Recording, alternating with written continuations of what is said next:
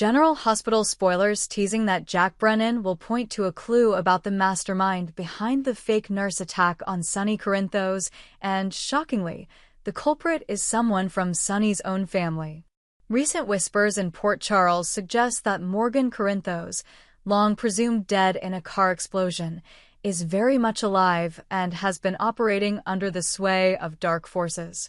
As new revelations come to light, Morgan's bipolar disorder, a condition he shares with his father, has not only shaped his fractured reality but also fueled his vendetta against Sonny. Under the flickering neon glow of the nurse's ball marquee, Port Charles's most influential figures mingle in a haze of champagne and candlelight. Behind the elegant smiles and platinum gowns, tension coils like a serpent, ready to strike at the unsuspecting. At the heart of this storm stands Carly Spencer, her gaze locked on Sonny Corinthos as he laughs with old friends. The memory of his recent ordeal, a brutal attack by someone masquerading as a nurse, still haunts her. The caller had worn the crisp, white uniform, the practiced smile of a devoted caregiver.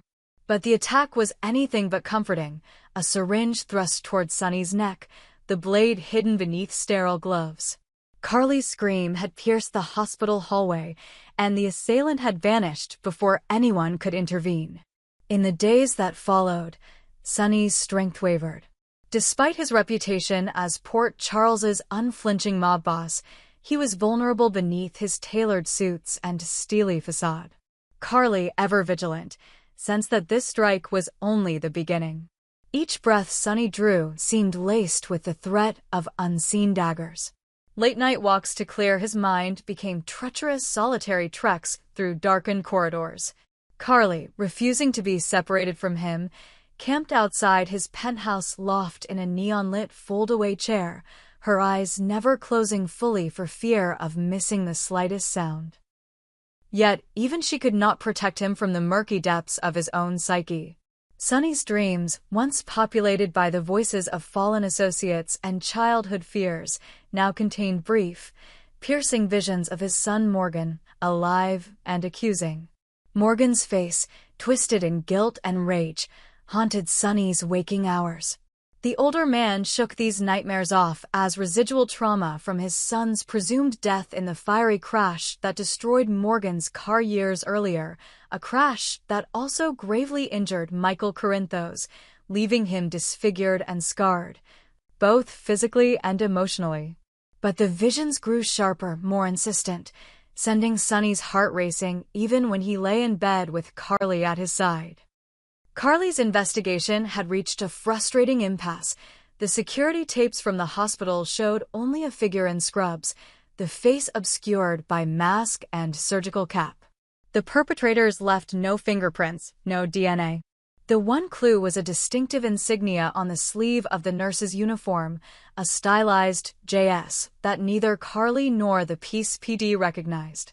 Fearing for Sonny's life and outraged at the audacity of the attack, Carly turned to a dependable ally, Jack Brennan, her longtime friend and sometimes confidant. Jack, the former detective-turned-security consultant, met Carly in a quiet corner of the Metro Court lobby, the grand staircase looming behind them like a sentinel. Carly's eyes were red-rimmed from lack of sleep. Her voice trembled with equal parts fear and fury as she recounted every detail of the assault. Jack listened intently, his brow furrowed. He had admired Carly's tenacity since their first collaboration, and he understood the stakes better than most. When Carly mentioned the JS insignia, Jack's jaw tightened. "Jen Sidwell," he muttered. Carly raised an eyebrow. "Is that a person or a company?" "Both," Jack replied, pulling out his phone. Jen Sidwell is a private security contractor, but it's also the alias of a man with a reputation for off-the-books operations. I remember whispers that Sidwell's teams were involved in covert hits overseas. Jack tapped at his phone screen, pulling up a file on his tablet. Sidwell's name came up in connection with a smuggling ring off the Jersey shore, but the trail went cold when every lead turned up empty. That JS could be his calling card. Carly's gasp echoed in the marble lobby. "So you think he hired the fake nurse?" Jack nodded. It's only a theory, but a plausible one. Sidwell could have had motive, money, favor, revenge. We need to find out if he has ties to Sonny's rivals. That night, Jack Brennan disappeared into the underbelly of Port Charles, tracing shell corporations and offshore accounts linked to Jens Sidwell. His instincts told him Sidwell would not act alone.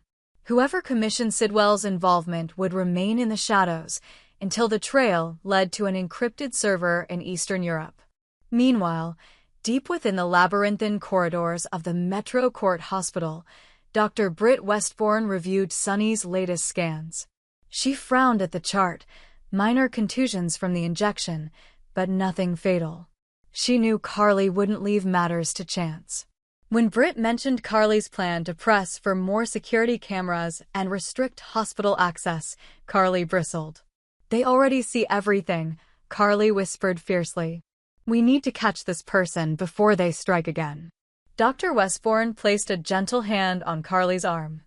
I'll leave no cloak unattended, she vowed, eyes soft with sympathy.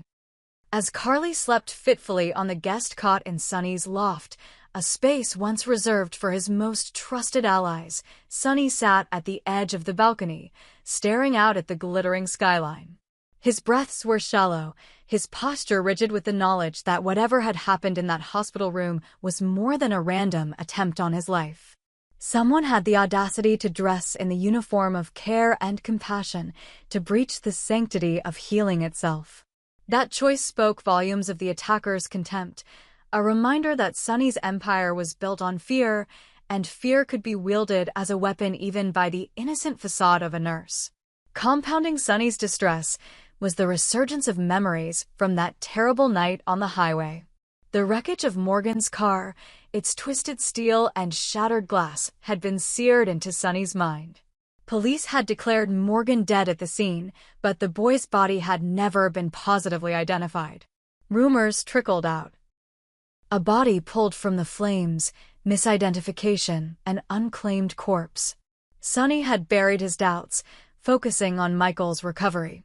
Michael's scars ran deep, his face partially reconstructed, his temper brittle, his relationship with Sonny strained by blame and resentment. But Morgan had been gone, or so everyone believed. Now, Sonny wondered if Morgan's fate had been intentionally obscured. His dreams of Morgan's accusing face felt more than specters of guilt. They felt like messages from the grave. Sonny pressed his hand against the railing, the steel cold beneath his palm. Carly's soft breath behind him reminded him he was not alone, yet he felt an unbearable loneliness, the father who believed his son was dead, now haunted by a ghost that might still live. Jack Brennan's inquiries into Sidwell bore fruit when he discovered a recent wire transfer from an anonymous account in Morgan's name. The transfer paid for a medical consultancy at a private clinic in the south of France, a facility notorious for covert psychiatric treatments. Intrigued, Jack dug deeper and found records showing MC checking into the clinic days before the hospital attack. Morgan Corinthos, Jack whispered into his voice recorder. But he's supposed to be dead. The implications struck him like a fist. If Morgan were alive and receiving clandestine treatment, who was directing him? And for what purpose? Back in Port Charles, Carly confronted Sonny with Jack's discovery. They stood in the loft's kitchen, sun streaming through floor-to-ceiling windows. Carly's eyes were wide with disbelief. Morgan, she whispered. Sonny's face remained blank. I thought he was dead, Sonny said, voice hoarse. So did I. Carly pressed her hand to his cheek. If Morgan's alive, if he's the one pulling the strings, we need to know why. Sonny's jaw clenched. My son was never the same after the accident. He had episodes, manic bursts, crushing lows. His bipolar disorder made him unpredictable. But he never attacked me. Carly's voice trembled. Unless someone manipulated him, wired his mind with lies. As Jack Brennan prepared to share his findings with Sonny and Carly, another revelation erupted like a thunderclap. Michael Corinthos, whose relationship with his father had been strained ever since the crash, arrived unannounced at Sonny's loft.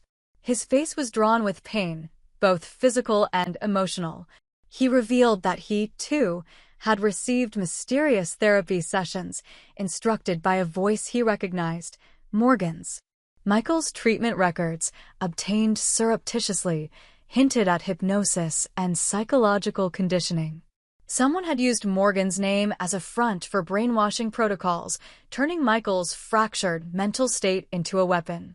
The trio sat around the marble island as Jack laid out the evidence.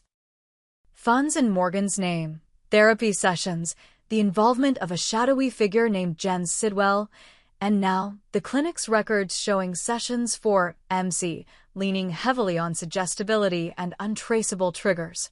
Carly's hands shook as she reached for Sonny's. "He wanted to hurt you," she whispered. Sonny closed his eyes, pain radiating through his features. He almost did. In the cavernous courtroom that once tried the city's toughest criminals, Jack Brennan convened an emergency summit.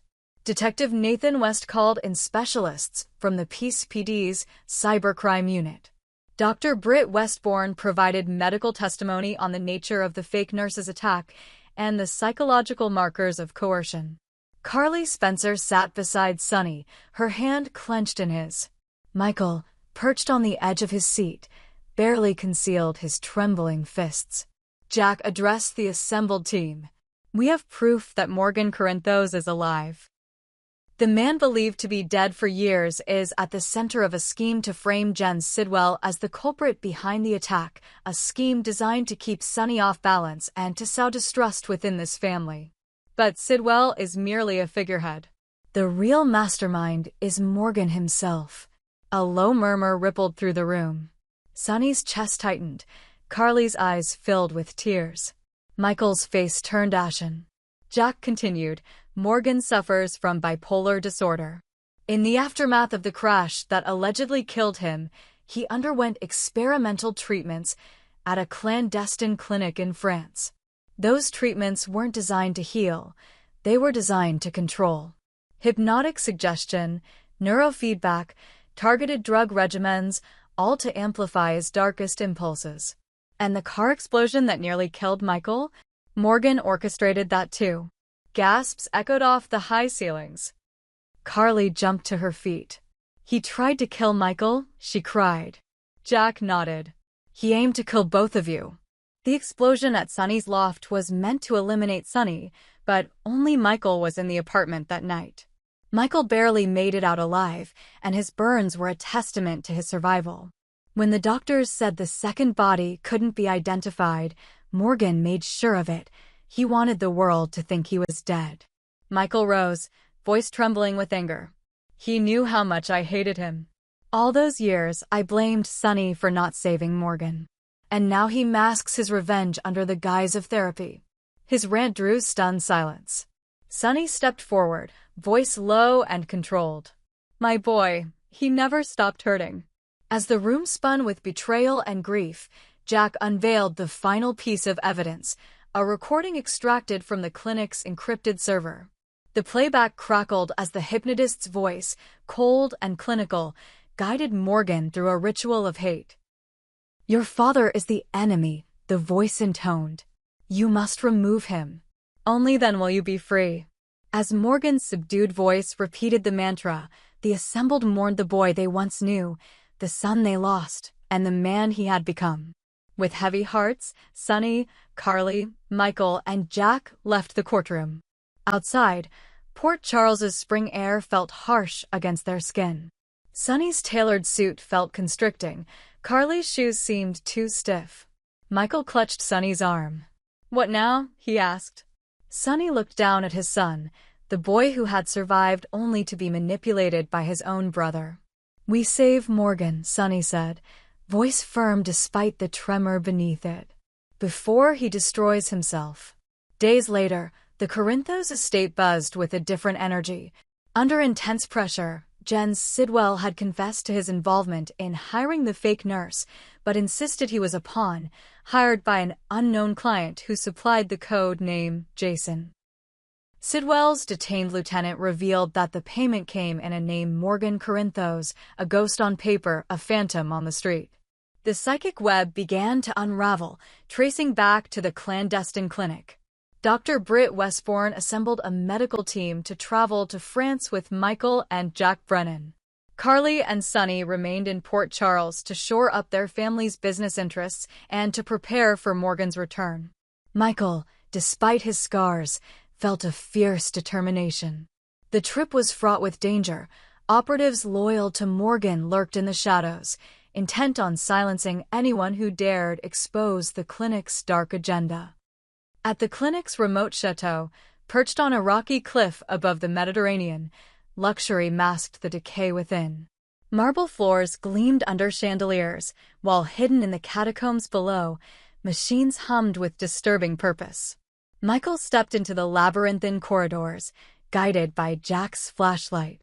"He's here," Michael whispered as they passed rooms where patients writhed in half-lit cells, their eyes vacant. They found Morgan in a reinforced chamber, strapped to a reclining chair, electrodes affixed to his temples. His face was gaunt, hollowed by weeks of deprivation and chemical manipulation. Morgan's eyes flickered open at the sound of his brother's voice. Recognition and confusion warred across his features. "Michael," he croaked. Michael knelt beside him. "It's me," he said, voice thick with emotion. "You're back." Morgan's lips parted in a ghost of a smile, but his gaze darted to the door, panic flaring. "Father. Carly, they think I'm a monster." Michael placed a hand on Morgan's arm. "But we know the truth. You were controlled." Morgan's body shook as memories flooded back, the whispers in his mind, the flashes of violence, the betrayal of his own will. Jack and Dr. Britt worked swiftly to disable the electrodes and administer an antidote to the neurosedatives. Morgan's breathing slowed, his eyes clearing as the drugs wore off. When the last restraints dropped, Morgan collapsed into Michael's arms, tears soaking Michael's shoulder. Jack stepped back, wiping his brow. "We've got him," he murmured. But the fight's only just begun. Back in Port Charles, the news of Morgan's rescue spread like wildfire. Sonny stood on the docks, watching the cargo ship that would carry Morgan and the medical team home. Carly joined him, sliding her hand into his. "Do you think he'll forgive us?" she asked softly. Sonny's gaze remained fixed on the horizon. "He already has," he answered. "We're family. We survived together." As dusk fell over the bay, the Corinthos family prepared for a new chapter, one forged not only by blood, but by the trials they had endured. Morgan, once presumed dead and lost to madness, would need their forgiveness and unwavering support to reclaim his life. Michael, the unintended victim of his brother's vendetta, would stand by Morgan's side. Carly, whose love for Sonny had driven her to the brink of despair, would remain his anchor. And Sonny, the patriarch whose power had been challenged from within and without, would vow to protect his family at any cost. General Hospital's portents had come to pass. The fake nurse's blade, the shadowy figure of Jen Sidwell, the phantom boss in Morgan, and the shattering truth of mental illness exploited for vengeance. Yet, in the aftermath, hope took root amidst the wreckage. For in Port Charles, where secrets festered in every corner and loyalties could shift like sand, one thing remained immutable: family. And as long as the Corinthos clan stood united, no spoiler, no foe, no darkness could silence the beating heart of their legacy.